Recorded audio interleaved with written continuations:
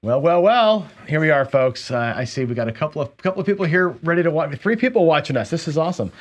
Bringing back the Fireside Craps. We've talked about this. Where's Chris's picture? Chris, I lost you. Did Chris leave? Oh, he must have dropped off.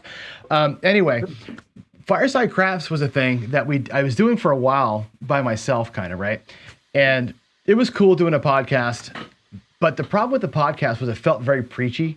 I had all these notes and I was going through things, and it was like, basically it was like coffee and craps, but with a structure to it. And I stopped doing it for a while. Well, today, and Chris, you and I have talked about this for a while. We were kind of toying with the idea of rekindling the Fireside Craps thing and maybe having guests or whatever else like a more legit podcast would do. And today, you and me and Greg were I was just griping over text for 2 hours? And Greg said, why don't we just do this live? And then you said, hey, let's do Fireside Crap. So here we are. We're just going to BS for about an hour or so and just talk shop, right? We can talk about all sorts of things. The hot topic of the moment is the unicorn that I'm chasing, which is ridiculous. But there's so many other things to talk about. We lost Chris again, Greg. I'm not sure what he's got that Philadelphia internet going over there. I'm not sure what's happening on his side. But Greg, man, how are you? I haven't actually spoke to you in a while. We text and email quite a bit, but I haven't seen you in a while. I'm doing fantastic. I've missed you. I've missed everybody in the community. Just want to say hi to everybody who's watching. Mm-hmm. John, I got to let you know something out of the gate. Sure, go for it. When I was watching your unicorn this morning, I actually had to, after I finished the show, I had to actually play some Dark Side Craps just to get my wits about me, because I felt like Alice falling down the rabbit hole, looking at this madness that breaks even all the time, never makes any money, or possibly hits you for a massive loss. And I just think we need to get back to some basics in craps. So I was like, I need to clear my head. Yep. So Greg played some Don't Action. Wouldn't you know it, Andre showed up, and we had a good time. Boy, Andre was. How about this morning's rollout? This morning's rollout was awful. I felt terrible for Skill that I rolled that bad on him. But here's the thing: the unicorn. Sorry, Chris keeps coming in and coming out. I'm not sure what's going on there. The unicorn thing is weird because it's. I don't know how to say this right. It's taken on a life of its own, kind of, in some respects. And my intention was to do the impossible, which I know is impossible. And I've talked to, obviously, some of the more famous haters in my comments about it in the comments. There's no unicorn. There is no way to slay the beast, right? Craps is not solved because if it was, there wouldn't be tables in the casinos. But I put forth a couple of ideas. Like, here's some things that I wish we could figure out how to do. Like, have a safe come out for the don't player. The actual safest come out for the don't player, or the most reliable come out for a don't player.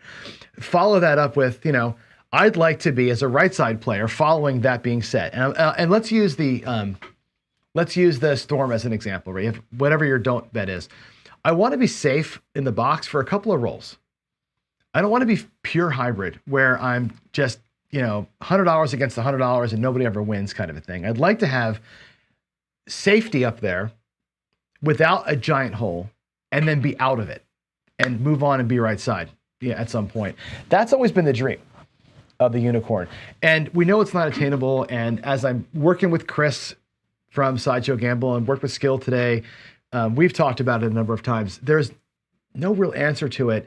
What I'm finding is that the more I chase the unicorn, the more I end up in holes. And like, some of the holes are big, these big come out holes, or the big point. Chris and I had a thing where I had $650 on the don't at one point to try and get $200 to work. I'm like, shit, that's crazy town. We're never going to make any money that way. And I find that the more you try and plug a leak, the more leaks come up, it becomes almost impossible to get through with any kind of reliability. But it's fun. And I had this chat. I want to say chat. It was more of an argument with PJ. He's one of our frequent commenters. And I like PJ. I think PJ's a smart guy. A little brash at times, but he's a smart guy. And I'm trying to get him to realize, and you to some extent too, because you said to me today, your exact words to me today were, if you weren't my friend, I would have stopped watching your show the last couple of days. And I get it. I get it. And that's the kind of thing that bugs me a little bit. And PJ bugs me, and Myopia and these other guys bug me a little bit with, like, you're wasting your time with this. The teacher in me says, I know I'm wasting my time. There is no answer. However, as I teach computer programming, as you get into the weeds with some of these complex algorithms, you start uncovering all the things, and people start to realize, I can't do this. The more often they see the hedges bleeding, the better off it is. And even if I know it's a fruitless fight or a unwinnable fight, I think it's good to have the fight and show everybody where the stuff is. But I think I'm having a hard time getting that point across, and I'm taking a huge amount of heat for it. So anyway, that was our chat this morning. So weigh in a little bit and, let's talk about it. Okay, well, I think Duracell 8 said it perfectly. He said it on your coffee side craps, on your coffee and craps this morning. The casino's attitude is, if it bleeds, I can kill it. Now, John, think about. That's a great statement. Did Duracell say that, or is that yours? That was Duracell 8 this morning, and I tip my hat to him. That's the best comment I've ever heard. That's great. It really was. It was brilliant, because the truth is, how does the casino make money over time? They calculate it out, and the bleed is exactly how much that they make. Well, not exactly how much, it varies, but within a pretty close proximity of what they make in profits per year. So they love when you want to just bleed out on these strategies. They love it. Sometimes you're going to win, and sometimes you're going to lose. I don't care how good the strategy is or how bad it is. I'm sure if you roll it out enough, you're going to have plenty of times where you win and plenty of times where you lose. The bleed is where the casino lives, where they make their money. So when you go ahead, like on skill, and I'm not picking on your skill. I see you there, buddy. I love you. But at one point you were showing a dollar hedge on the bubble caps, a yo with a dollar hedge on the field. And I'm like, why are we hedging dollars here? Like, why are we hedging $15 don't pass bets? This makes no sense. Listen, when you ultimately play hybrid very strong, and you wind up having $66 in bets, and you have the need to hedge that with $90 because you're playing above your head, I think there is a fundamental problem in your psychology in playing craps. Because if you sit there and you keep on pushing your bets and pushing your bets, you're setting yourself up to get that big, massive sucker punch in the face where the casino's going to lay you out flat. So I think there is a hidden cost when you're talking about bets continually pushing. And I think that's why you got to eventually come back to basics and play a simple game with good math. And like you said, there's no unicorn. There's no such thing. It's like trying to put a twin-sized fitted sheet on a king-size bed. You pull one corner to one side, and the other corner comes up. The game was not designed for us to win, guys. Right. So, Greg, devil's advocate here, right? Yeah. I think I wrote this to you in text, and there's two paths here I think that people take with hybrid strategies. One is the I'm scared to lose my money path, which is I've got 60 or 70 to hedge against 66, and I'm scared to death, and I'm going to play the tie the whole way along and just win $9 or lose $9, and sort of that's what it's about. The other half of it, I think where skill typically comes from, is let me have this hybrid for a time, right? The don't pass has a job to do, and then when it does its job, it kind of goes away, and then I switch to the light side, and it's there so that I have not just 10, maybe 20 chances at the hot roller, and I can kind of lose $9 every time, lose $9, lose $9, win $8, lose $9, and then at one point, roller number 15, I've got $66 that goes and turns into 500. And I think that's the dream of it. There is a bleed there, and I think Skill and other people will say, yeah, there's a bleed, and I get it. And they're trying to last longer. It's longer time. So they're trying to take we talked about exposure, right? Exposure in terms of time and money, right? And depth of your bankroll. If you can eliminate time as one of those and say, well, I'm willing to put bankroll at risk, and I'm willing to have some other exposure on the numbers. That I think is what skill is doing, eliminating time. But that's a bleed. Like I said, if it bleeds, you can kill. I love that quote, by the way. So Very good job, Duracell. I absolutely love that. I'm going to be using that. So I'm giving you notice that I'm going to definitely be saying that to people too. I'm going to put that up there. Yeah, that's a great quote. It's a great quote. So, it really is too. Well, here's my answer to that. As far as skill goes, one of the problems I had is you were probably 7 or 8 rolls in and you hadn't recouped on that strategy. And that's a problem because what are you going to wait for the 30 roller to recoup? But that's one thing. The other thing is, if you are not comfortable, you want to stretch your time out, lower your bet size as much as possible. Don't hedge with more expensive hedges because, like you said, you win $8, you win $10. You take the $90 hit, and it was all for naught anyway. You might as well make your bets clean.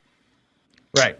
Well, the thing is, Greg, too, and I think when Chris Sideshow and I were playing around with this, we went the opposite way. So Skill looked at it, went $15 on the don't, like whatever it was, $9 or $11. I forget the number on the inside, and then or across, and then trying to press into where you paid for the don't. Sideshow and I went at it the opposite way and said, well, if I want to play, let's say 220 inside, let's say that's my goal. Actually, for me, it was 250, but to get to 250 or get to 130, you have to get 3 $70 hits. So we said, let's get 220 inside. We'll take 3 hits. So what strategy gets me 3 hits? Safety. Well, to get that, you got to have a $500 don't to protect it for 3 hits. And that's where you start getting these massive numbers. Well, the thing is you got to go 550 inside so that your 3 hits are valuable enough to pay for the 220 inside, the big regression. And before you know it, you're out there with, $1,200 on the felt trying to win $70 so you can go with the regression. And that becomes where I felt like we were going here and I wanted to be here. Right. I keep coming back to the horseman. Like, if we can find a way to make the horseman make this thing work. But yeah, I think that's the path is like, do you build into it or do you come down from it to where you want to be? Both ways are fraught with disaster because building up from my place bets are less than my don't. It takes you too long to get to where your don't's paid for. If you're out too high and you're going to regress down, you need a don't pass that's like $600. And God, protecting that thing on the come out is almost impossible, as Chris and I found out. And that's why the unicorn's impossible to catch because there's no butter zone in the middle there. So Chris, are you with us yet? Can you talk? Yeah, I'm here. All right, cool. You keep coming in and out. What's going on? Is that where's joke? Is it that Philly internet? What's happening over there? It's funny. I don't know. I think I got to look at my my system with Ecamm or something because for some reason I only have problems when I'm on with you. Like I could go on Jeff's thing, I go on Chris's thing. It's with weird. Phoenix for no issue. So I don't know. I got to maybe like clear my cache or something. I don't know what's going on, but yeah, it's interesting. I'm here. I'm a fan of the coming down version of the unicorn, where you start up high and you're coming down because then you're paid for, and then you can go into it. And that's what I was telling you before with the storm into like a tier pressure type strategy. But you're right. I mean, obviously knocking that don't is bad, right? You don't want to do it. If you can avoid it, great. But if not, you're going to find the hole there potentially. But I like Duracell's comment a lot too with the bleed or a hedge with another hedge. It's a slow bleed. I mean, eventually, if you don't stop the bleeding, you're going to die, right? You keep hedging and you keep bleeding, your strategy is going to die. The other thing I don't like about hedging, and people ask me this all the time, why don't I hedge when I put a don't pass out there? Well, I'm just lessening the strength of the most powerful number. If I have a $50 don't pass out there and I'm afraid of the 7 on the come out and I start hopping 7s and I start, hitting the yo, I might have to put $20 out there to cover that $50. Now my DP is only worth 30. Well, if I'm okay with, losing it then, why don't I just put a $30 DP out there? Yeah. Here's the thing, Chris. So I put all this stuff into wind crabs the other day. All day yesterday, as a matter of fact. Don't tell my boss that. And I coded the crap out of this. And here's what I found. And I actually put in the 3,000 rolls that I'd done in the garage, my controlled shots. I put the 3,000 rolls in that are my random shots. So I have 6,000, whatever number of rolls it is. And I ran all these options against it. And the main thing I was looking at was not so much the dollars and cents. It was the number of times did the don't pass lose on the come out. How many 7s and 11s did we get whacked on, right? And how many times did I win on the 2 or the 3? How many times in roll 1, 2, or 3 did I lose the don't pass with the point being hit? And I think that was those are your holes, right? It's your come out, your 2 come out holes minus your come out wins, added together with your points getting hit. I got news for you. It's a lot. Like the don't pass is a great bet, but out of 700 decisions, over 250 of them you lose on the come out on the don't, which is a lot. It's about a fourth, a little more than a fourth. You only win, I think it was 260 something we lost and like 80 something we won on the come out. So the come out is a more than 2-to-1 disadvantage. And you know that from probability anyway, but when you watch $300 go away that many times, you're like, holy crap. Then you get to the box. And what I found was in the box decisions, again, half of them, which is what you'd expect, you lose. It's a little less than half because it's only the first 3 rolls. So the first 3 rolls, you're losing between 27 and 40%. In the first 3 rolls, you also lose your don't pass. And that's the reason why people want to hedge. Because that come out is a scary bitch. I mean, it's a lot. To lose 260 times out of 700 on the come out, that's a lot. And then again, to lose another couple hundred once the point is set, there's this, holy crap, that's 2 enormous holes. How do I fill the holes? And is it better to just not play the don't and just play your place bets and take your chances with 3 rolls and say, half the time I'm going to lose 220, half the time I'm going to win 600, and instead of trying to hedge everything and make it so much simpler. And that's, I think, with what the trials against real rolls are showing me. And I'm leaning more towards keeping it as clean as I can. But the don't pass come out it's a bear. It is a bear. And Skill's got this idea of laying the 9, which is good. It's one number. It's 4 rolls, 4 combinations that get you. Versus me, I've tried laying the back wall, so I spread the love a little bit. And instead of risking whatever it is, 150, 450, whatever it is on the 9, I risk $60 per number. I'm giving up $60 every single time versus taking the one shot. And that's a scared guy move on my part, but I feel like I can accommodate or I can account for the $60 loss or whatever it is on the back wall lay versus facing the gauntlet of the one number that crushes me, which I, of course, hit twice today. John, can I weigh in on this one? Go for it. Well, let me just start by saying this. If there was a unicorn, you killed it this morning. So I want to get you a bright colored unicorn t-shirt with blood running out of it. Because if there was a unicorn, it no longer exists, John. You wiped it out this morning. That's good. No, honestly. Yeah. I kid around, but, and this is a big part of what I wanted to talk about today with this whole show. It's risk aversion. It's, am I risk averse coming inside here for $15 a number, assuming that you can only get a $15 table, to $66? Now, for me, if I'm too risk averse to play this, and I have 1 of 2 options, I could find the table with a lower minimum, or play bubble craps. But this idea of hedging away my wins to chase a unicorn and to hedge with such a massive don't, let's say a $75 don't here, and in fact, this bet is expected to lose half the time. So now, yes, everybody's worried about the come out roll. I get it. But the come out roll, when I do hedge it, it's situationally when I'm taking a hit on it.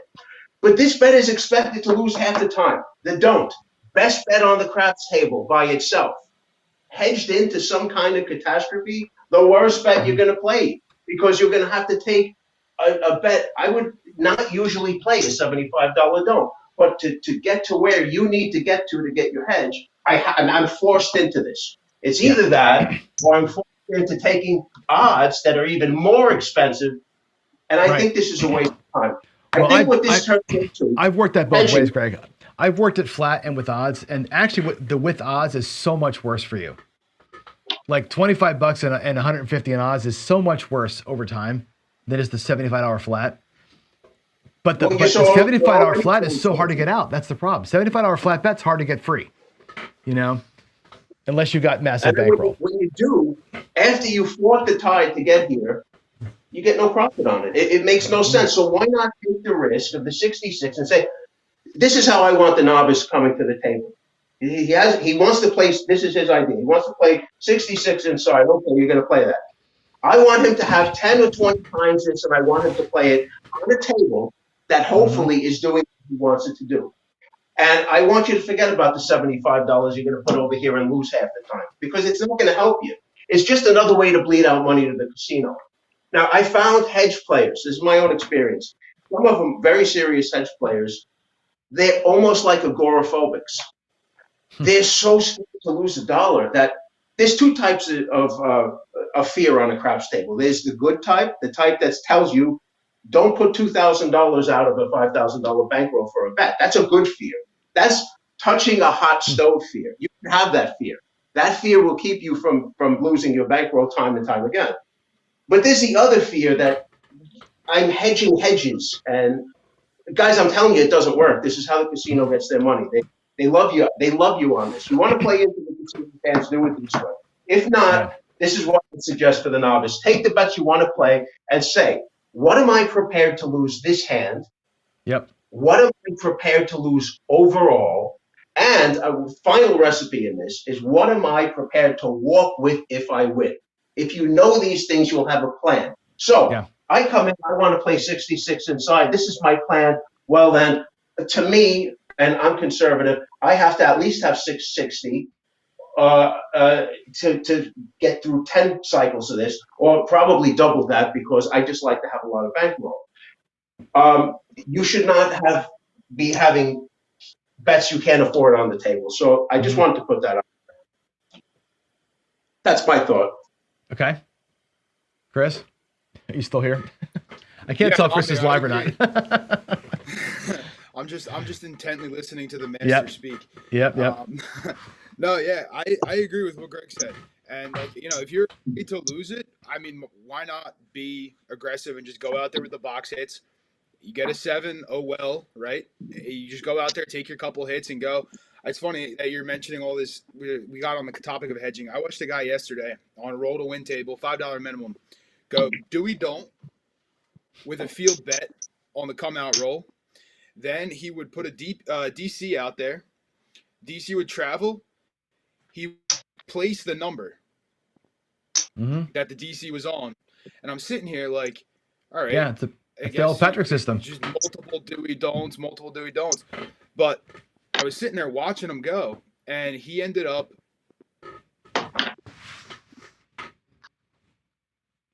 We lost him again. We lost him again. But that's the old Patrick system, Greg. That's the old. Here we go. Yeah. That's the old. Get a. Put the do we don't. Put the odds up on the don't. Get a DC to get through. Hedge it out, and just rinse and repeat, hedging it out every single time. Which you can be at the ricochet, as Dustin once says. It's a version of that, right? And you end up having dollar wins for hours and hours and hours. Yeah, I mean, I've messed with the concept. Uncle Angelo did a video of mine where I did basically a do-we-don't on a count system, and I took advantage of odds on the 5th or 6th roll. And yes, you can take less in odds. You could make all this work. I don't have a problem with John Patrick or anything he teaches, especially in that regard. I just like my wins clean, and I don't like this playing scared stuff. That's the way to come at it. For me, when I look at these things, and again, I'm such going deep dives here. It becomes an exercise, like I said, in 66 inside, 10 times is 660 bankroll. You want more, that's great. If you get hammered 10 times, that's your acceptable loss, as even Skill would say. Exactly. I think what his way was trying to do, what I was trying to do with Chris is like, can we extend that, and can we use the don't pass to give us 20 cracks at it with the same bankroll? Right? So you're going to bleed $9, but it's better than bleeding 66 to give you more times to try it. That, I think, is the driving behind it. It's more about the time. It's less about the scared to lose 66. It's more about, let me have more cracks at it in case it goes south. Yeah, no, I see where you're coming from. Yep. And this is the part about light side, which is, it sure sucks when the sun comes out and wipes you. It's a bitch. I feel for you, but I mean, I mean, in his system, I was even saying it when you were showing the unicorn. Mm. Maybe if you pulled everything down, and I know the dope players, their ears were ringing when I said that, but just he was pushing too much, you know. He just needed to get money off the table. If he took this risk with 3 rolls and pulled everything, but he banked and then reached a set goal with like 3 or 4 cycles, at least I may not agree with it, but I might be able to justify it. If you were taking 3 rolls and in part of this whole 3 rolls, you had a couple of hedges up, and, you know, we could discuss how you're going to accomplish that. Maybe I could have at least seen logic in that, but I mean, just to death and hope for 30 rolls. I'm sorry, man. I can't, because it's only going to be so long until you start popping these 9s off, and it's going to be trouble. So the question is, John, how do you get there? How do you cover the king size bed with the twin size sheet? That's the thing. And that's why I said that to me, the king sized bets have to be accompanied by king size place bets that you come down from, not build into. Mm-hmm. That's just the way that and again, I tried that too with the unicorn, and that just gets too expensive. It ends up being, even though you're all the hedges, you end up having like $20 at risk. It's a lot, you know. And in trials, you know darn well, I was hitting the, knocking my point off all the time while I'm trying it out. I'm like, oh, pretend that didn't happen. Well, it happened. You know what I mean? So, at the end of the day, I think this is a fun exercise. Like I said when we opened up here, I think, to me, the unicorn, I'm having a good time with it. I'm hoping people are getting something out of it. And what I see in chats all the time is people bitching a lot, right? There's a lot of, that's insane. There's a lot of, can you get back to normal? There's a lot of, frankly, I get a lot of, wow, this is awesome. Thanks for breaking it all down, right? I get a lot of both of those things from people in chat and comments. So it's good in terms of like, it's getting folks kind of fired up on both sides of it.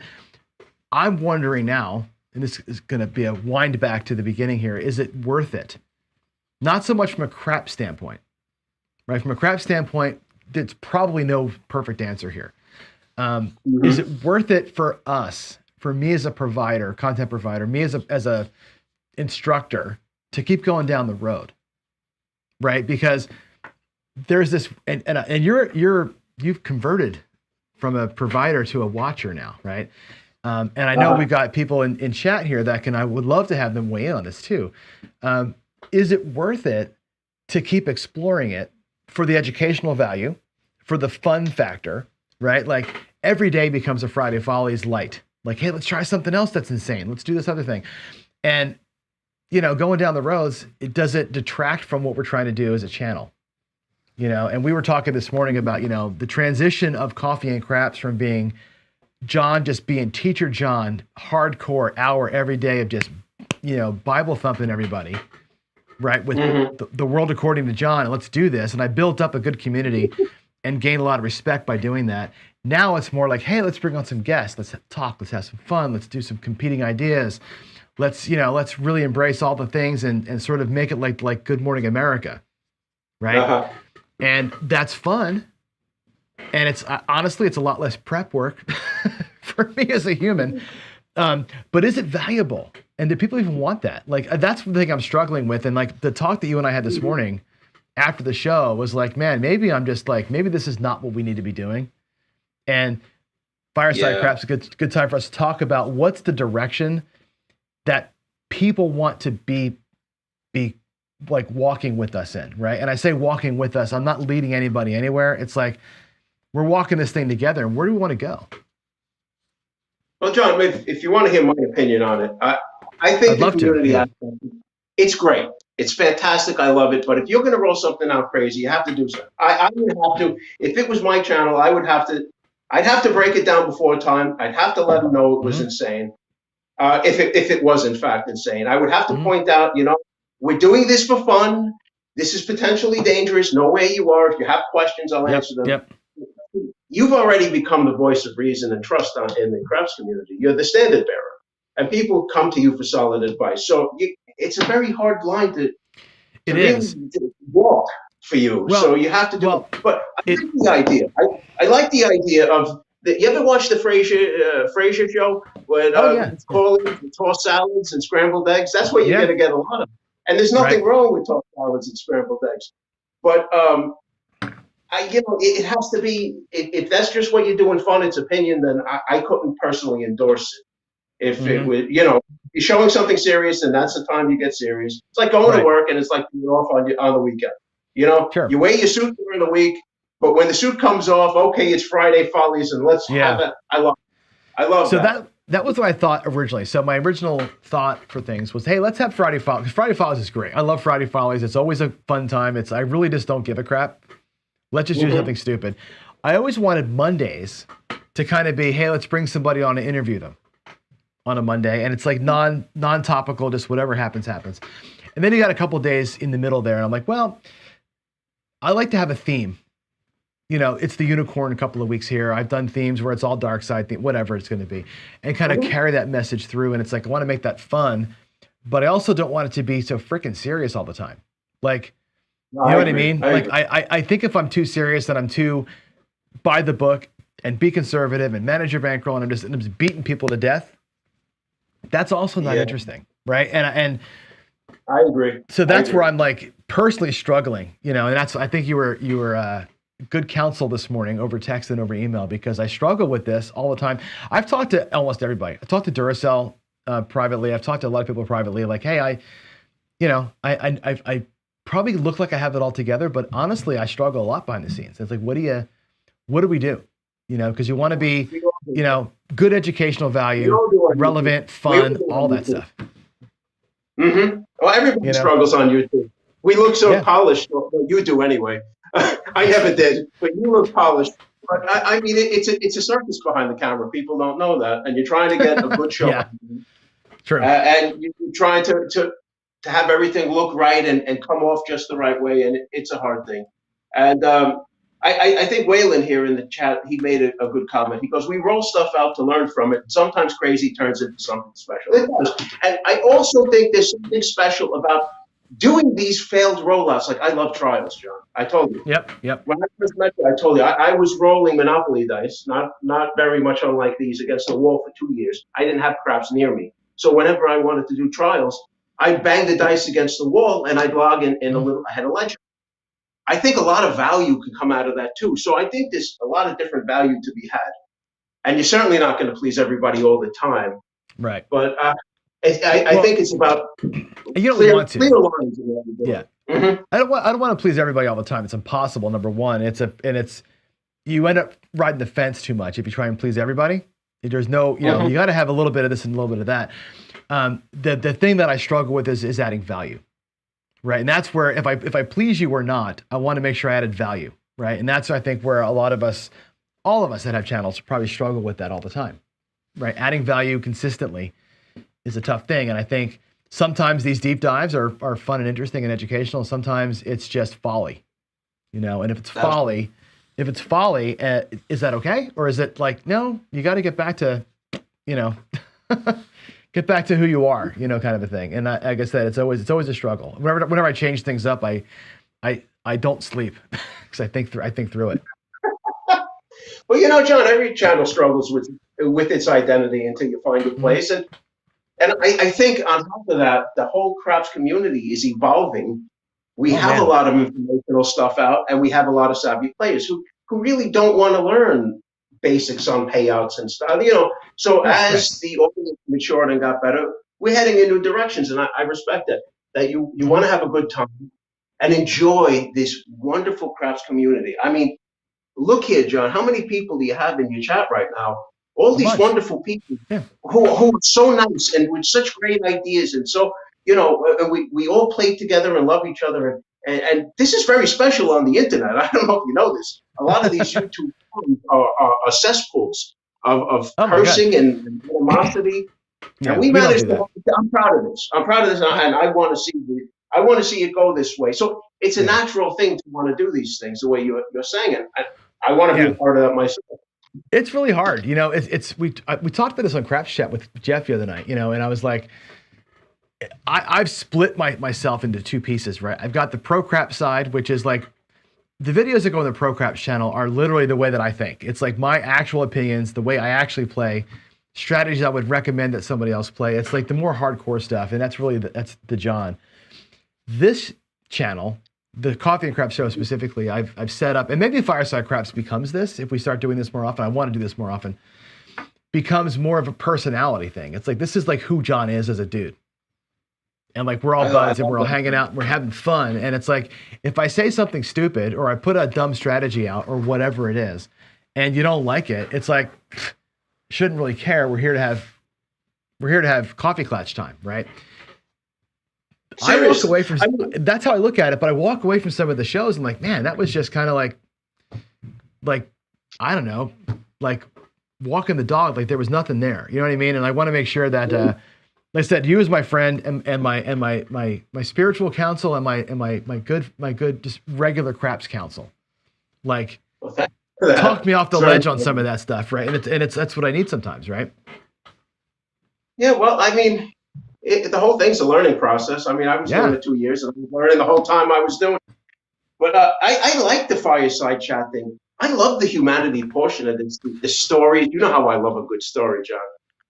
The telling of the stories, the hanging out. Like people don't. I guess this audience knows that me and you are good friends, but like two guys going out and having a cup of coffee and talking craps, or me and my best friend used to go to the craps table, and boy, the conversations we would have. And I love that aspect of craps. And craps is almost unique in that, because a lot of like blackjack, you sit there, people are so focused on their own thing, but here you're all in there in this great fun, and I love that about this community. And we have a great community, guys. Give yourself a round of applause. So I like the fact that you're doing this fireside thing. I love this fireside. I could sit here and tell stories with you all day long, and we can make each other laugh and have a good time. I love that stuff. This could be fun. This could be a fun repeating thing. Like I said, the Fireside Craps, I've always wanted to do it as a podcast, but I'm like, me talking, and when I did the first ones, the first 2 or 3, I think I did 3 of them. I did it as an audio only podcast, thinking that, you know, cause I love them. Like me, I walk the dog, I do the, you know, and I don't do the lawn anymore. I scoop poop. I don't actually mow a lawn. But headphones on, doing that. I love all the casino podcasts. I thought, let me just do one of those. And when I recorded them, literally, like my computer screen was blank, and I had my notes taped up, and I was just talking into a microphone. Like, this is the most boring thing I've ever done in my life. You know, it's cool, but it's boring. I need this. I need this interaction with you and Chris and whoever else, and have like an actual conversation, and that's a different thing than Coffee and Craps. I think this is a whole different beast. I agree. I love this. I think you should be doing more of this. I think this is probably your best idea, believe it or not. Can you hire me so I can quit my job and do this full time? Because YouTube doesn't pay a whole lot. Seriously. I had a record month. So I had a record YouTube month in December, or I'm sorry, in November, right? $280. Oh, right. Yeah. It was and you spent awesome. $5,000 in cameras. Is that how it works? What's that? You spent $5,000 in cameras and supplies and everything else. No, that's so I made that money, and I bought these 2 cameras that both suck. Both cameras are laggy, right? So that didn't help me out at all.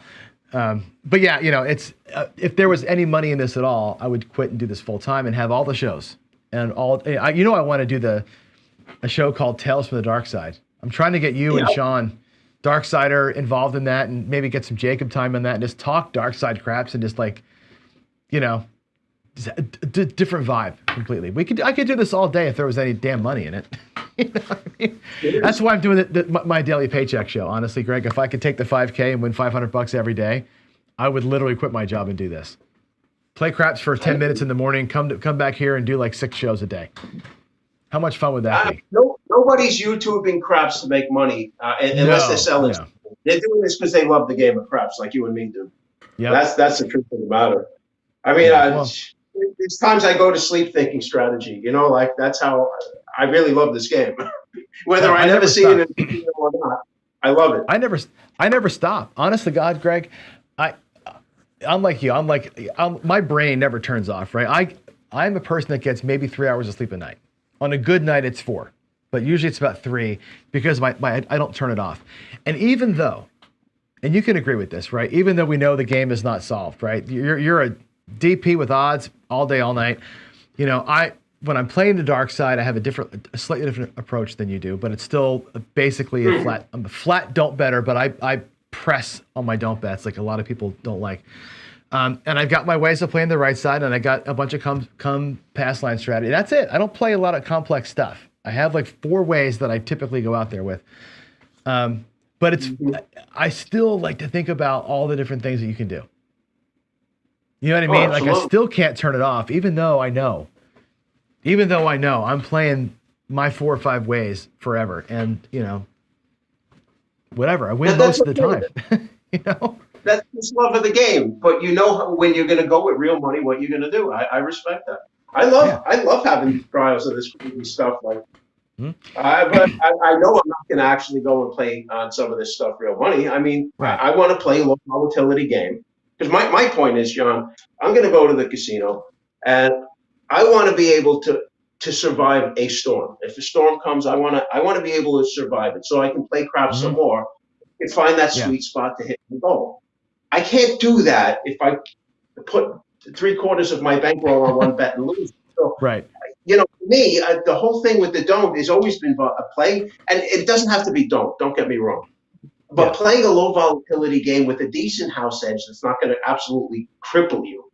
Yeah, I mean, you can do the light side too. I did that for years. I did that on playing a simple 44 inside or even a 22 inside. That's where I am with it. Yeah, I just happen to think that the don't is the path of least resistance. It largely is. And this is a funny story too. How do I say this right? I don't always take my own advice. Like I'm pretty conservative, and I'm religious about how I do things, but I make the mistake of taking my strategy. If it's the horseman, or if it's the ladder, or if it's the southern border, one of those things. And you step up to the table, 6 people shoot before you, and on every single person, I make $25 or $50. If I'm playing a $25 horseman, I make $25 or $50 on every single person because 90% of them suck. Don't throw good. Even if they have a decent throw, I make a couple come bets pay off, and it comes back to me, and I've made out of my $600 buy-in or whatever I bought in for, I've got $300 sitting there, and I'm like, shit, I should be done. And I said to you all yesterday, who has the balls to walk out when you make your number? Me. Right, you do. But me, right, I do too, for the most part, if I've already shot the dice and I did my thing. But if they're just coming to me, I'm like, you know what? I just made $300. I'm going out there 220 inside and we're going to rock this thing. And then I PSO the first time, right? I'm like, shit, I got to do it all over. I got to work the table again. Like I can make that horseman or like this what I'm doing now, the odds maker or whatever. I can make those things make me money consistently around the table. And I will piss it away when I get the dice because I want to throw. Selfishly, I want to throw and make myself the big roll. I got to get better at not doing that, but it's fun. That's the fun part of it. Like there's the logical part of it, low volatility, safe, conservative, make your money and go home kind of a play. But there's the Degen in you that Chris would appreciate, that you want to go out there and throw them dice, baby. But you're right. I'm never going to go out there unless I've got, when my 401g grows a little bit back again. I'm not going out there 750 across. Like I practice that here because I know that my 401g will grow again to where I can do that. And that is part of my normal bankroll. But nowadays it's not. Now it's 130 across, and it is what it is. But I like to practice with the bigger numbers. And I think that maybe is also that's an fun issue, too. I suppose. Yeah. As long as you have some self-control and discipline, you can do that, and it's fun to do. But a lot of people don't have that. I think I was talking to Brian from Hawaii Crap Shooters one time, and he said like he had this one session in particular we were talking about, and he did really good. The dice came to him, and by the time the dice came back around to him again, he lost everything and a little bit of his own. And I'm like, that's where the discipline kicks in. Can you make your goal? Can you leave? I want to at least have a roadmap so I know how to get there. You can vary it a little bit because obviously stuff comes up. Like if I happen to be playing a don't and I'm hitting yo 11s like crazy, I'm going to probably hedge it, or I'm going to change my tactics. But having a roadmap there, which you can at least say, okay, this is the plan, and we know plans sometimes go awry, but this is the plan. This is what I'm looking to do, and do it and then stop playing. Whether it's hit a stop Mm-hmm. loss, hit a win goal, or play a certain, just a certain way to it can all vary a little bit, but you want to have like kind of like a roadmap to get there. And then real life happens. You know what I mean? Absolutely. Real life's a bitch in the casino. Oh my goodness. That's funny. For the crap stories, I mean, I walked up to a table and they say, "Oh God, here comes the cooler." One time they paid me to leave. Really? Don't color up. It was like a joke. I'll tell you, this is one of my funny stories. I walked up and I played at this place I frequented, and one of the dealers over here on this side of the table said jokingly, "Hey, maybe if everybody throws a $25 chip in, he'll leave." Oh my God. And all of a sudden, we started seeing this. That's funny. And I Seriously. Jeez. Yeah, I made like 275 or something like that. And all right. And I walked off. And I was like, well, that was the easiest crap session I ever had. They actually paid me to leave. It was hilarious. That's funny. What's funny? I never get that anymore. When I was younger, I did. When I first started playing the adults, years and years and years ago, I was getting a lot of that heat. People, because I modeled myself after the old dudes.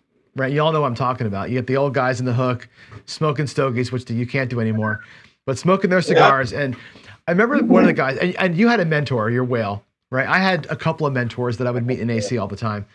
And to a man, they said, look at the money, follow the chips, right? You walk up to a table and you've got the spread of people from the stick person around to the hook.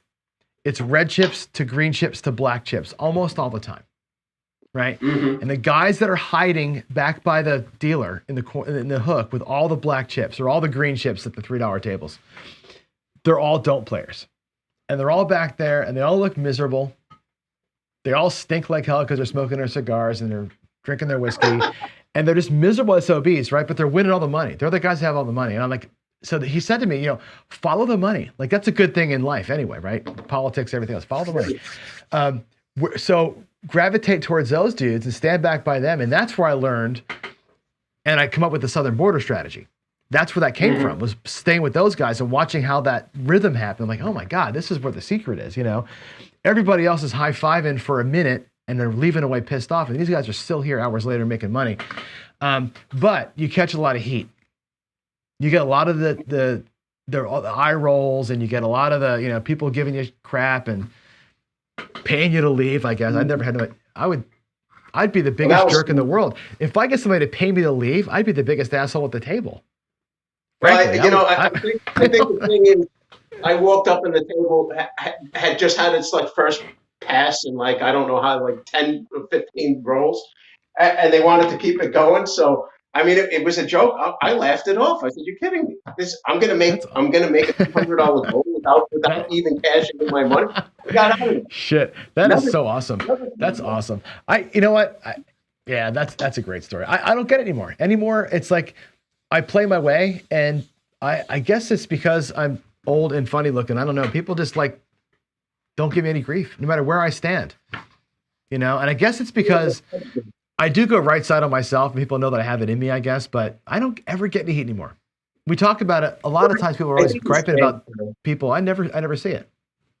I think the game's changed a lot since we started playing. I know it has since I have. And if you know guys like Uncle Angelo who've been playing for 50 years, as long as we're alive, the game was way different. I mean, you couldn't even walk up and play a don't when in his days. I mean, it could start a fist fight back then. So, I had stories. Like I had one time I walked up to the table, 3 World War II vets, and they were cursing me out. And I thought it was the funniest thing in the world. These 90-year-old guys. And the guy I know, the pit boss there, he's like, "You want me to do something?" No, leave them alone. They're 90. They serve their country. Leave them alone. And I was just having fun with them, and it was hilarious. They were calling me John, every name in the book. And it was just comical. So, you can't take it personal if you're a don't player. At the end of the day, it's kind of like being a cop. They don't hate the person, they hate the uniform. They hate Andre, so I get a little heat by default. Andre's been kicking their butts for probably decades in some of these people's cases. And here I am, and Andre's my friend, so they don't like me. So I totally get it. You know, like I don't mind it. I guess I got a thick skin. Well, it is what it is, right? And you can say, and the thing is, you can't educate anybody anyway. People who are going to get on you, you can't tell them, you know, we're all taking their money anyway. It doesn't matter. They don't want to hear that, right? They feel like you're rooting against them for whatever reason. People take it personally. Like I said, I think when I'm playing, and I play so much more Horseman now than I used to, right? You know, obviously it's a newer thing with us. But even the other strategies that I play, where I'm more dark side, but I got some other stuff happening up there, I think that's what takes them off of me a little bit. And it's a little bit hybridy, but I don't know. Maybe it's just because I'm just loud. Maybe that's what it. Maybe it's just attitude. Maybe it's just an attitude. Like I walk up and I can play a don't, and just play the don't, or I can play the don't in a couple of combats, and my attitude's great. And you know, I high five people next to me when I lose my money. Like if somebody hits a point and the whole table goes crazy and I lose my quarter, I'm like, so what? It's a freaking quarter, and I'll, you know, be happy for them, I guess. Yeah, all the time. I don't care. What do I care? I mean, you know, vibes, John. What's that? Good vibes. It's good vibes. It's good to be like that. It's 20. You know, honestly, it's 25. Here's the thing, right? I'm not unicorning it, so it's $25 most of the time.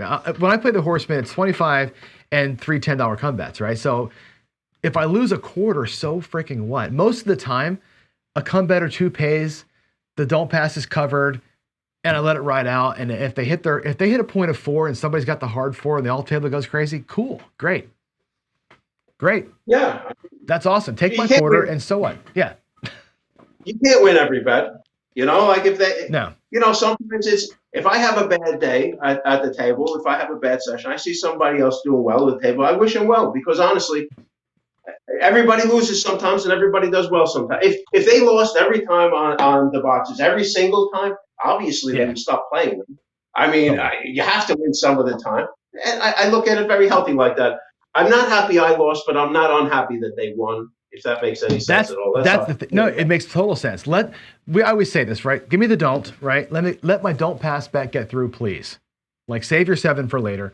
You can roll 50 numbers if you want to. If I'm just playing a flat don't on you, like if I'm doing you know my parlay press thing and I got 4 or 5 levels out there, fine. Hit 50 box numbers. Just stay off the damn 5. Let me have that one. You can have the rest of them for all the hits you want, and I'll just take the one, and I'm good, right? And that's where it comes in. I'm like, yeah, you guys are winning a lot of money. Now it's my turn, and we all took turns winning, and it's good. This is why I hate crapless, because there is no my turn on a crapless table. Yeah, I think you got to be nuts to play crapless. I mean, honestly, they took out the best part of the game, in my opinion. Well, they moved the house edge. They moved the house edge from 1.4 to 4 on the pass line. There's no sense come betting on a crapless table. That's ridiculous. So they removed the whole element of the game. It's a different game. It's not craps. And I'm not gonna rail against it again. People know my opinion. I'll have to look at the numbers again, but I believe the last time when I looked at it, I don't look at that game often, but I think the overall pass line house edge was just over 5. 5%. I think it's 5. I want to say it's 5.1 or 5.2. It's awful. It's something awful. like that. Yeah, I'm tempted to say 5.2. But the problem is, the further you get out with these numbers, the worse the house edge gets. So having these horn numbers as repeaters is insane. It quadruples the house edge. It's insane. I would never play it. I mean, you can't even say. I mean, unless you're going to just sit here and play a 6 and 8 on it, I guess no harm there, right? Because it's a 6 and 8. It's the same thing. But yeah, I'd steer clear of those tables. Yeah, everything about that game sucks. I know some people love it, but everything about it sucks. Like it takes that whole part of the game away. It makes all you can do is lay sometimes. Not every table lets you lay the bets, which is again a bummer. And and most of the crapless tables are enormous. They're 16 feet long because they got to fit the extra bets out there. And they're super bouncy. So if you're a dice thrower, you don't like to bounce in those tables. It's so big, you never get the dice. It's like they can fit 16 people in one of those tables, 12 to 16 people. It's just too damn busy. So there's not one redeeming quality about it unless I was able to throw 11s and 3s on command, and I could place bet them. Now Other than that, would be other than something that, to- there's they have something to they have no value at all, as far as I'm do. concerned. Yeah. I hear you. I hear you. I got to say this, John. I'm really enjoying the craps community and seeing how we're getting women in this community. Have you noticed Oh that? yeah, Like girls I have. like Justin and I just think it's so Yeah. awesome that this Look, yeah. community is growing like that. What I want Fantastic. what I want from the women though, honestly, and Jen is the outlier here, is more vocality. Most of the women are watching and not saying a whole lot. They aren't engaging in chat for whatever reason. Jen's out there. Jen is like, vocal. She's talking all the time. She's traveling with us and doing things. Analyzer Fields, we just met her this past Sunday. There are other women in the group that I know are watching, and just jump in because, there's plenty of room for y'all. And they're at the tables. I see women at the tables all the time. They aren't really here with us doing this yet, but that'll come. That'll come. I personally love women on the game, and it's not just because I love women, which I do, but I really think the mentality, the female mentality, is very in line with making money in craps because they are a little bit more cautious, while the males tend to be a little bit more go for it, grab life by the horns type of. They, like you tell a woman, like if I went with my wife to the casino and I had all this money across and she's sitting there on my own, she's going to say, Greg, what the hell are you doing? How much money is there up there? Take that money down. And if I didn't, I might have to hear it all the way home on the ride home. I can't believe you left $600 up on these boxes. You know what you could have done with $600? No, I love that about women. I'm serious. I love that about women because the guy is saying, yeah, but I might have a 30 roller. Yeah, but the woman's saying, these are our chips until you roll a bad number. We're taking them with us. So I love that. I love women in the game. It's great. You remember when I had my sister-in-law on? We did that show with my sister-in-law. I was teaching her how to play. She's funny. Shar is great. When I had her on that show, she had never seen craps before. We've gone to the casino and she will play with my wife. My wife's a slot player. My wife, same thing you're saying. She's like, God, you got even 44 inside, $44 on one roll of the dice. She's playing, $1.25 per spin on the thing, right? And I'm like, yeah, but you're doing 200 spins an hour, right? She's fast. I'm like, you got $200 an hour at play, right? Mm-hmm. I'm not much more volatile than that. You got to really do the math there. But Shar will play slots and lose $20, put a $20 bill in a slot machine and lose it and be pissed off and stop playing for the weekend. Like that's her mentality. When I told her, you're going to bet $10 here and $5 here, and you're going to put $12 there, she lost her mind. She's like, that's my budget for the week. I'm like, yeah, I know. She's like, I can't stand to lose $1. You're so right about that. That's funny. Yeah, but I think that's actually a good thing, a self-preservation thing in craps, because especially from the right side, this game can get away from you, John. I don't got to tell you. Yep. So I got a question for you. Jalanpan asked us, and you've shown your face. I'm curious why Greg never shows his face. I've been to Greg's house. I've played on that table. There's Greg. I played on that table. Hey, man. The reason why is that's where his tripod happens to be. That's the only reason why. It's a matter of convenience. I'm disadvantaged. Just so you know, I'm handicapped in technology. So I just make it. Plus, this table. I mean, you played with me on this table, John. Oh yeah, it's huge. I can't. I don't think unless I get some kind of special cameras like you have. I don't think I could possibly get this camera in the frame. I don't this whole table. I don't think it's what ridiculous. You got to do. Yeah, you have to do what I did, which I have my camera is mounted in my ceiling. You can see it behind me. It's right there coming down. It's mounted on the ceiling and it faces down on top of the table. And in the garage, same thing. I have my camera's mounted way up high, zoomed in on the table. Otherwise, it wouldn't fit. Having a full size table is a game changer, but it's a beast to manage it. Like paying the bets and reaching across, it's hard to get things. Hey, John. Waylon says you got a face for TV. Waylon says Greg has a face for TV. Yeah. John LaPone is flirting with me now. He says, very handsome fella. So yeah. Right. Yeah. Greg's got a face for TV. I have a face for radio. I think that's what Jack said, doesn't it? Yep. From Mid-Atlantic Craps. Jeff has the voice. He's got the voice for radio for sure, right? Yeah, that's true. Yeah, How about I like his, what Jeff's doing too. his channel's taken off big time. I mean, here's the thing, dude. We haven't talked about this in public for a long time, but the community, like between when I first started, you first started, Jeff wasn't even really maybe a month or so behind us. There was nothing happening live. It was just recorded videos, and you know, things have really changed a lot. And Jeff's kind of spearheaded the whole thing with the Crapsy, with everybody playing live at the same time. It's amazing. We're doing so much more. Like the roulette channels, they are so much more popular.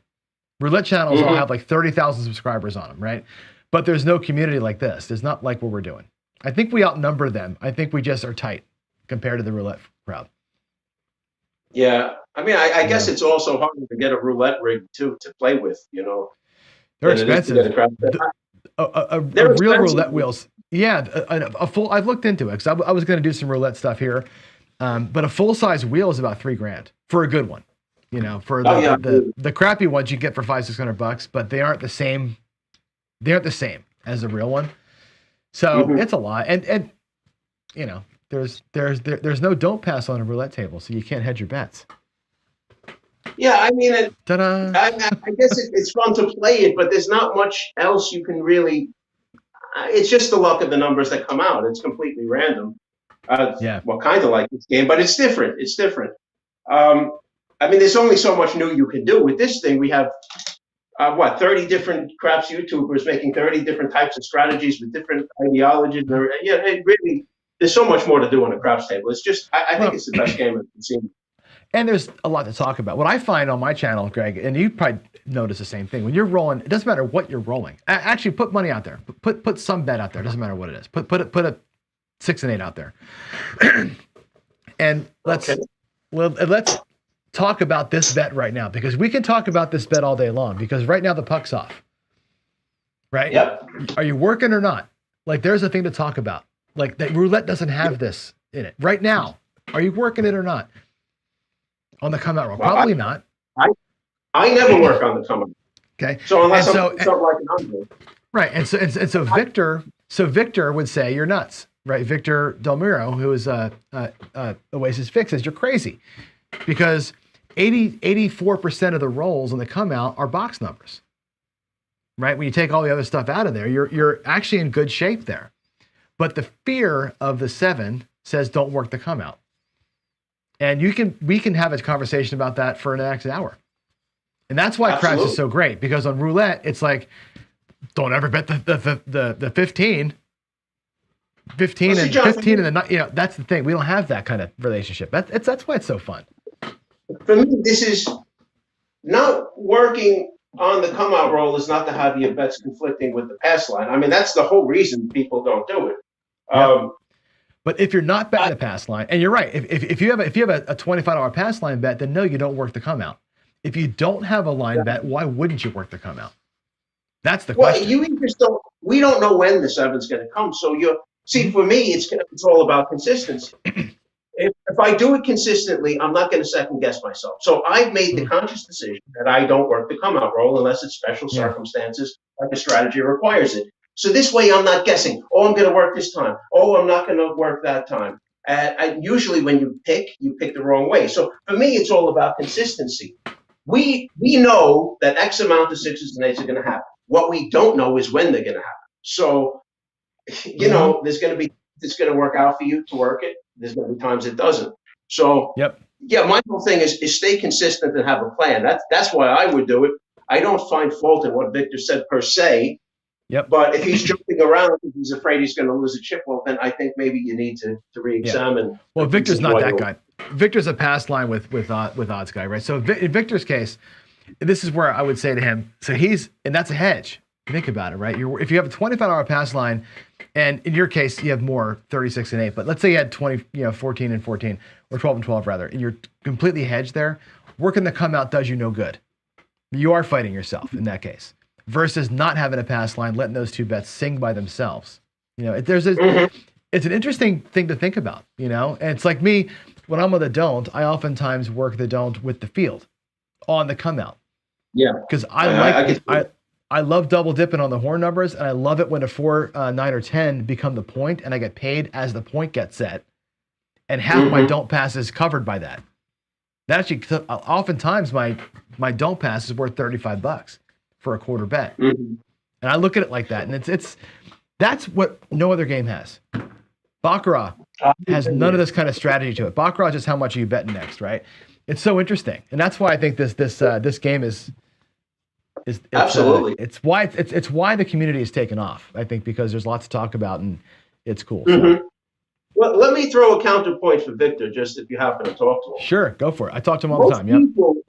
Most people, when they are on the craps table, it's not that sevens don't appear at all. On a hot table, usually your sevens are just falling well. I mean, go look at your roll trackers. When you have a good roll, you might be surprised that 3 or 4 of those sevens did come out, but they just landed on your come outs. Yeah. So, yeah. And again, we don't know when the sevens are going to come out. We just don't. So, but I don't think there's anything wrong with not working on the come out. As a matter of fact, I'll make the counter argument to that the less time your bets play, the slower your cycle will be. And a slower cycle is better for you than a quick cycle because the time is the casino's friend. So, there's arguments to be made either way, which was, I think, your point in this whole thing. That this is a great game that we can have. That's right. Because you got that whole idea of like, okay, I'm going to do, let's say we're doing like the squeeze play, for example, right? The Casino Quest squeeze play, which is 2 hits. 220 inside, 1 hit spread out, 1 hit down to 160, right? It's simple system, 2 hits. Working the come out on that system, you don't waste the box number being set. So you really just need 1 hit during the cycle versus 2. So it's interesting to me to kind of like, again, the 7 doesn't know if the puck's on or not. Right? It doesn't really matter. Yeah. You're playing against the 7. And one of the things Waylon does, I love about Waylon, he works most of the time because he's like, I don't care. The puck doesn't matter. I'm just playing my bets, my money against the 7 or with the 7. So he needs it to happen, right? It's a way of embracing the 1 out of 6 versus dodging the 1 out of 8.5, which I think people get stuck on that. You know what I'm saying? That sounds solid to me.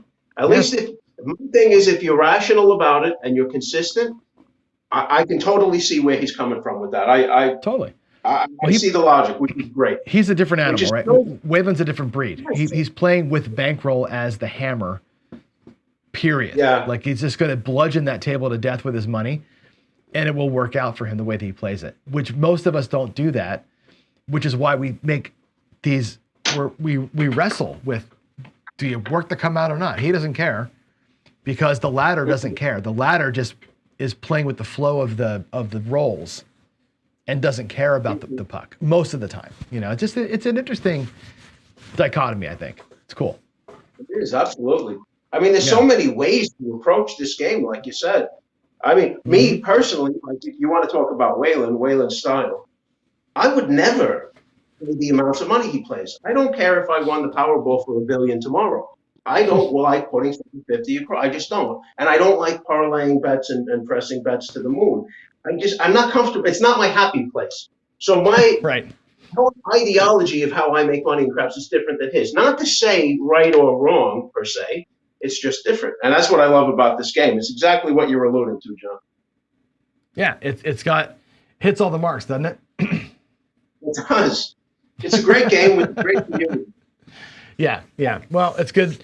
It's good that we're doing it. I'm glad, I'm glad to be part of it, and I think, I don't know. I mean, it's been a long day, Greg. It was a long, this series that I'm doing with the unicorn's been long. And I've been struggling with it a lot, frankly. I've been struggling with it as a person a lot and as a channel operator a lot and with my friends and everything else. So I'm glad we got a chance to talk through it today and tonight a little bit too. It's good to kind of wash some of that, am I doing the right thing for our people kind of a conversation. So it's good to have that. I'm always here for you. I'm always here for you. Oh, I know you are. Yeah. And, frankly, I tip my hat to you. I think you're doing great work here. I just think it's you got a lot on your plate because you basically right now are the craps community. You're the standard bearer, and I think I respect you. And goes with the territory. You know? That's unfortunate that my face is the face of it. If that's what you're saying, because it's not a good face.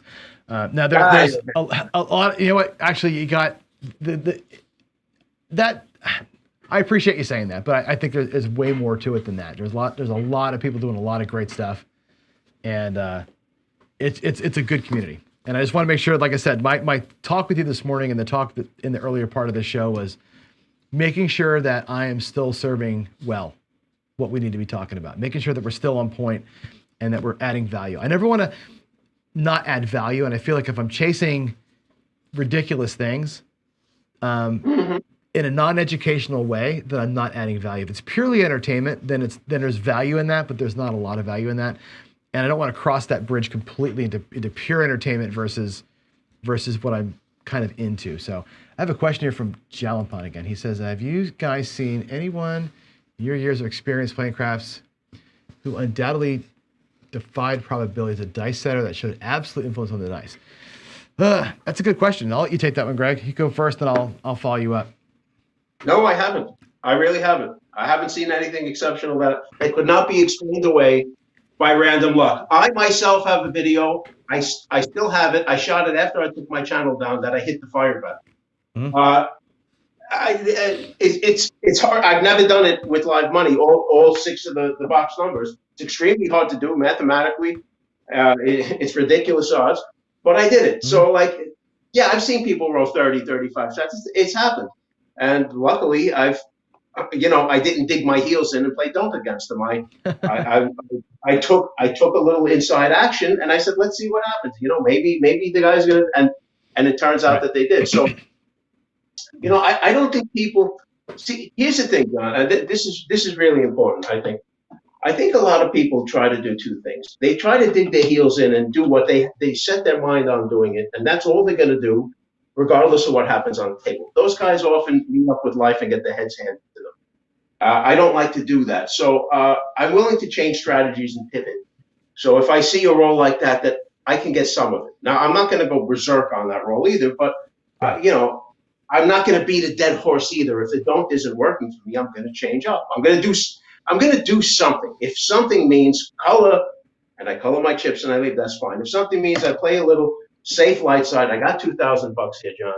If that means that I play 44 inside, I give it a whirl. Okay. If I lose it, I could walk away. So I think that's an important distinction to make. But no, I haven't seen anybody really. But the best I've ever seen somebody do is, and this to me, it was pure luck, was roll 3 12s in a row, parlay it all each time. Yeah. It was mind blowing. It's the most incredible thing I ever saw. I can't imagine how many times that guy missed doing that. But the day I was there, he hit it. But I don't think that was skill. I don't think. I hate to irritate people with saying stuff like this, but it's fine. I don't think that dice influencers have done any better overall than random rollers. As a matter of fact, I'm convinced that they've done worse and made me more money.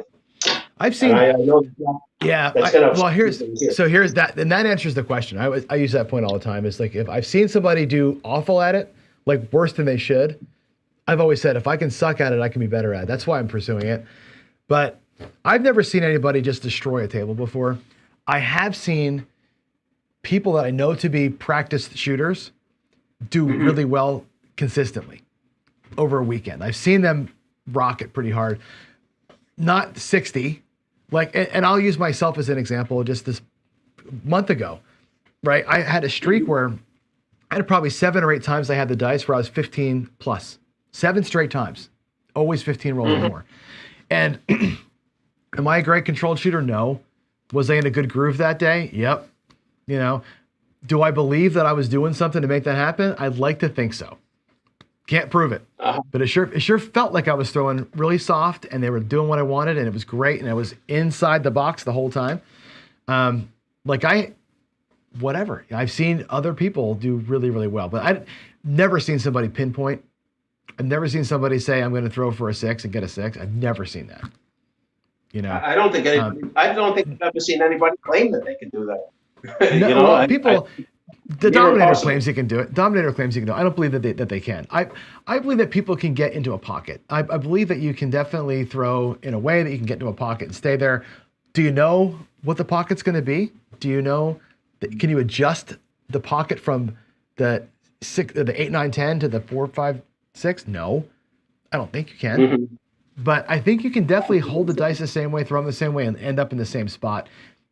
And that's enough for me to keep. It was enough for me to buy a craps table to practice it. I'll tell you that, to see if I can.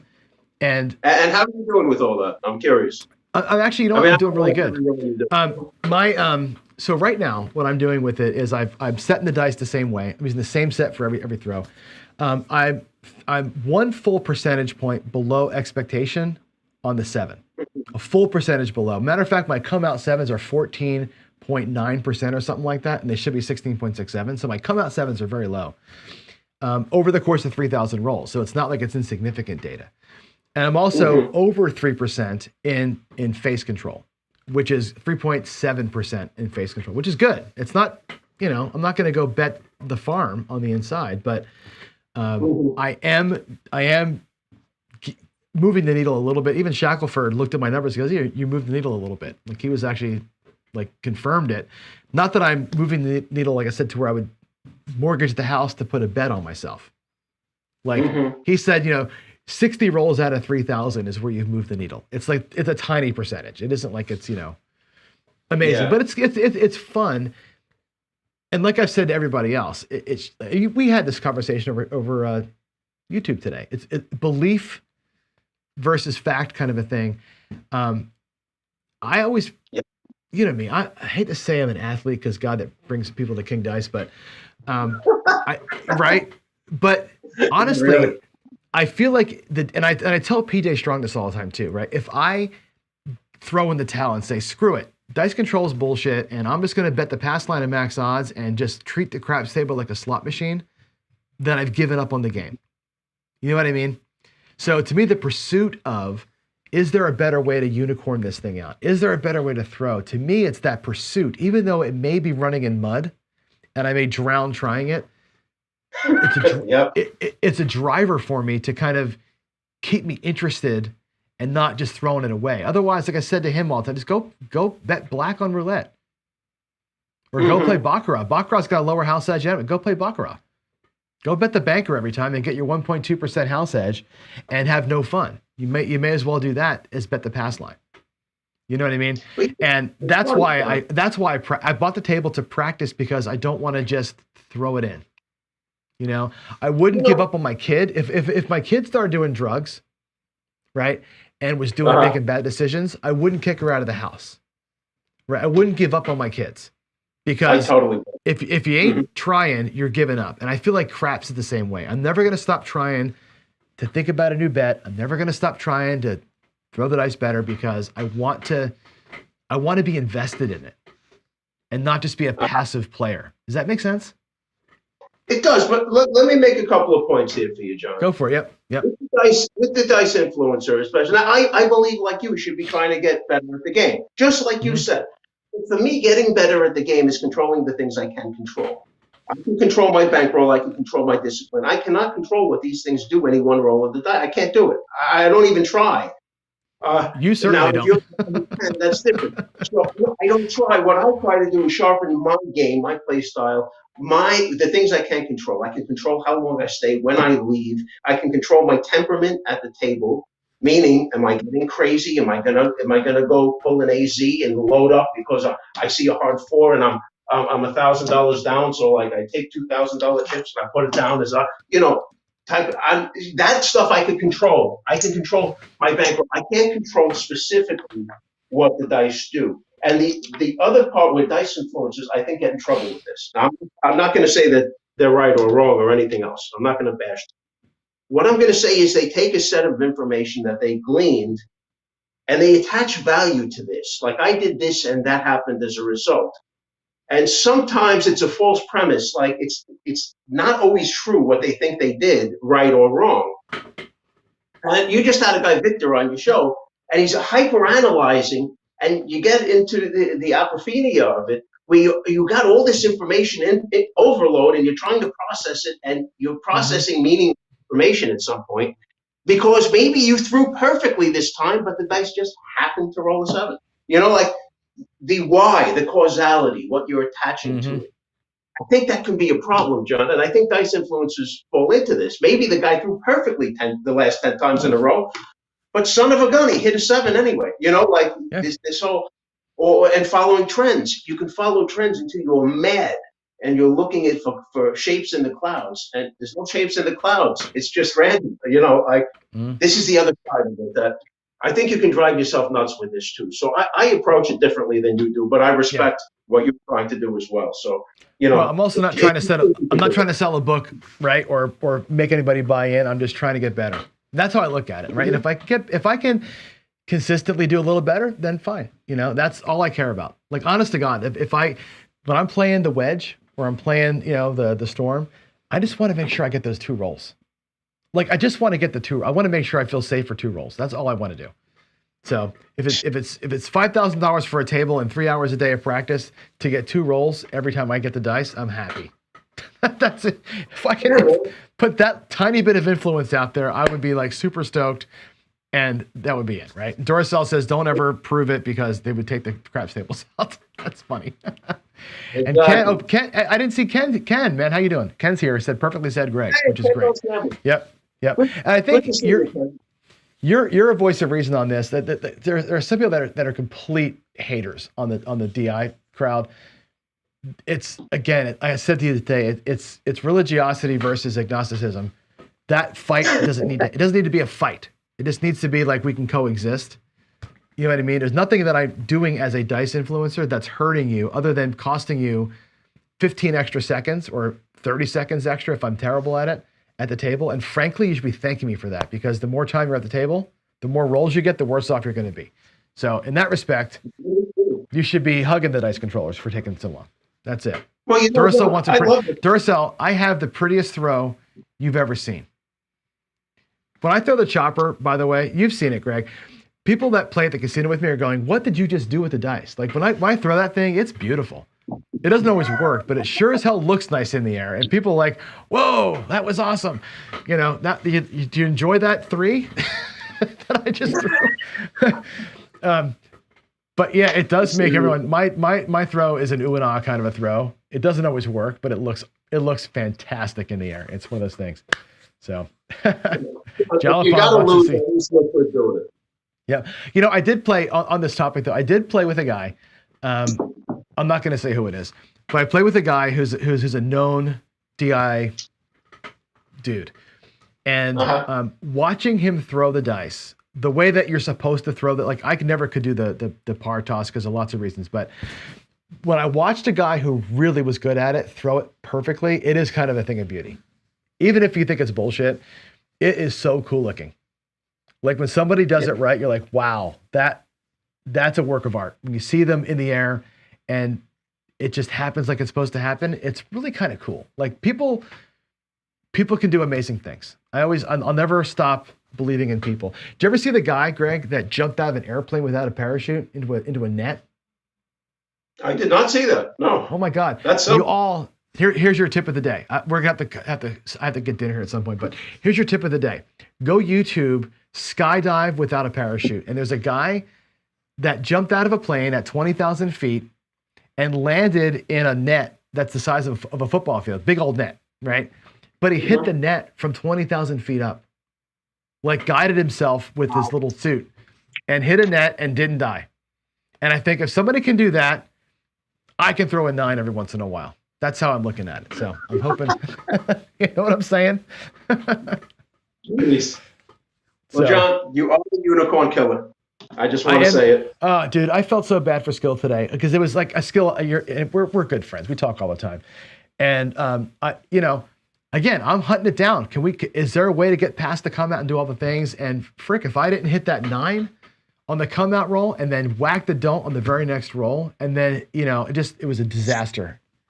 I saw it. It was terrible. I will totally destroy strategies, but it's good to see them destroyed. It's good to have the conversation. Skill's going to come back on the show on Friday. We're going to talk through it again and do some other things. So we'll keep at it for sure. I'm not going to let the dream die until next week. Next week we'll start something new. You already killed it, man.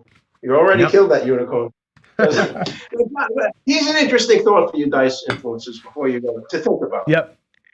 If you have that level of control you're talking about, can you throw box numbers every single come up? Because if you can do that on the don't, let me tell you something, you'll have an advantage that would be Oh, yeah. unfreaking believable. That's Because true. honestly, the math will work out that you'll have a 60% after you can establish every time, and you're just going to make money over fist.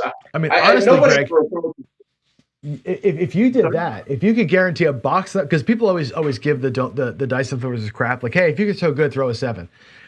You're right. If you can throw a box number that come out and then start winging them like a crazy person, you got your there's your 60% chance to win.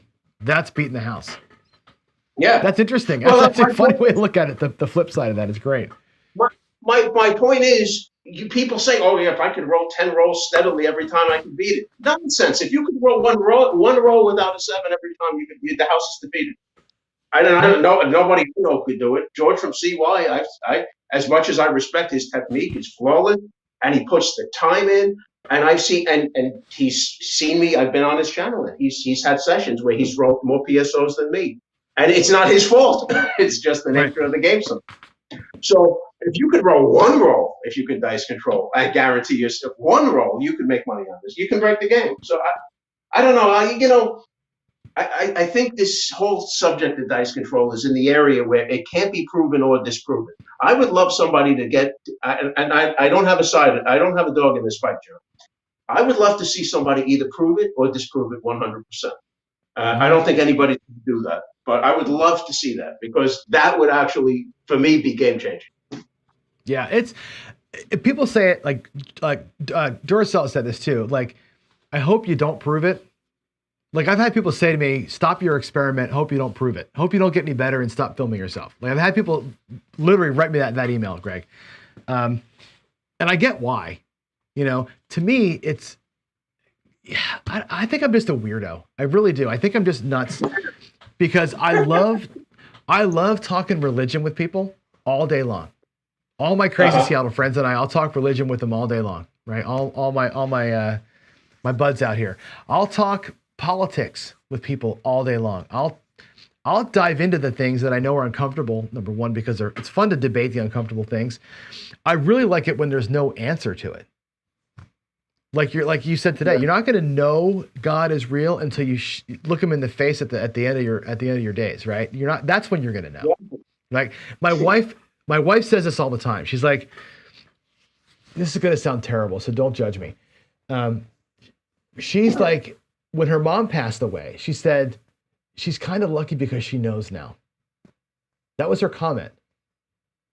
You know what I mean? Wow. Like it's in that deep. That's super deep, and it's like I don't want to know. I know it in my heart, right? That's all I need. That's the faith piece. I know it in my heart. I don't want to be around for the end of days and have the answer. Like, and the life influence is the same thing. I think the pursuit is fun enough. Like it's a driver, and I think that to me is like, I'm glad that it's not proven or disproven, because to me the chase and the debate to me is healthy and fun and good until somebody turns into a jerk, right? And there's no reason for that, and there's no reason for that either. So I think that's where it's at. So Biff Helms, better to let sleeping people sleeping. Since you brought up religion, how much different would people be acting if they knew factually that God was real? You know what? My honest opinion, you know what I will tell you, Greg? I think they'd act worse. Do you really? I do. I think people would act worse. I think they would. I don't think it would change. And I don't know why I think that. I just do. I feel like that would be a bad thing.